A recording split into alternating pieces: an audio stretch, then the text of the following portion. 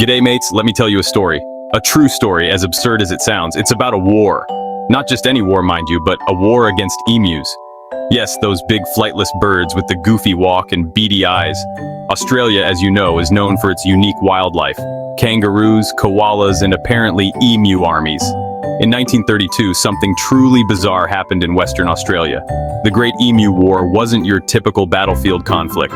No trenches, no grenades, just a whole lot of bewildered soldiers trying to outmaneuver a bunch of feathered foes.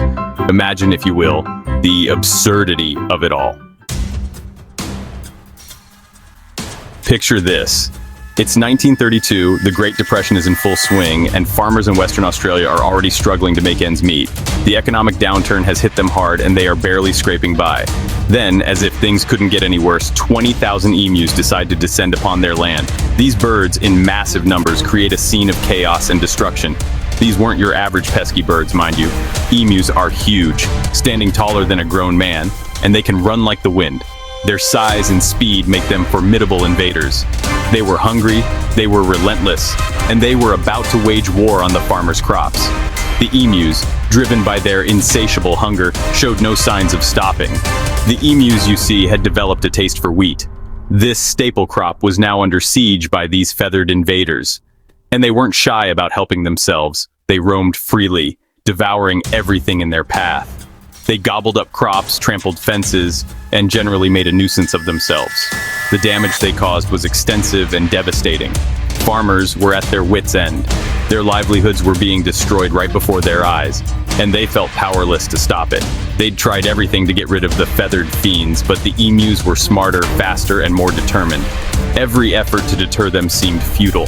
Desperate times called for desperate measures, and so the farmers turned to the Australian government for help.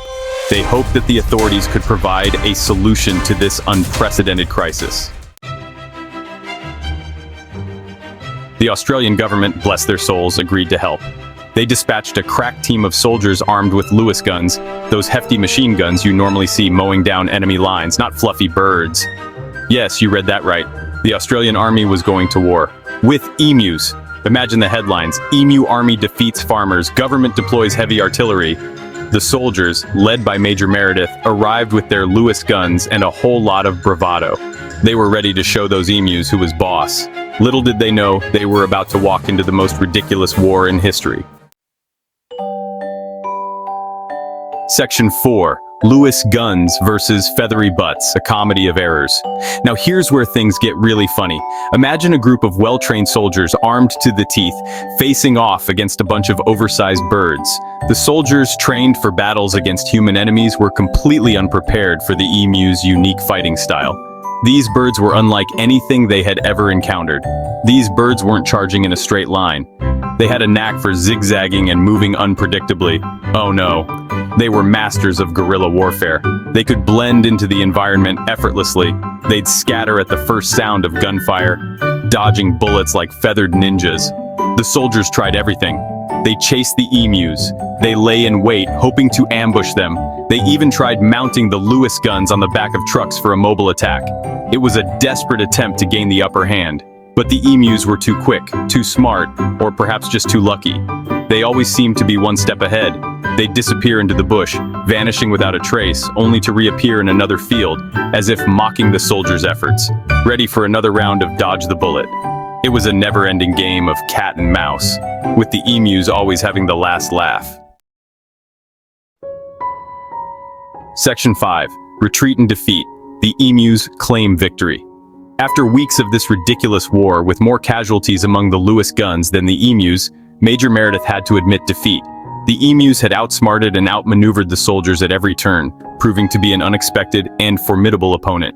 If we had a military division with the bullet-carrying capacity of these birds, he lamented, it would face any army in the world. Their resilience and speed were unmatched, making them nearly impossible to catch or shoot. They can face machine guns with the invulnerability of tanks. The emus seem to have an uncanny ability to dodge bullets and scatter in all directions, leaving the soldiers bewildered. The soldiers retreated, leaving the emus to claim their victory. The battlefield was now a playground for the emus, who roamed freely and triumphantly. The Great Emu War went down in history as a resounding win for the birds. It was a bizarre and almost surreal chapter in Australian history.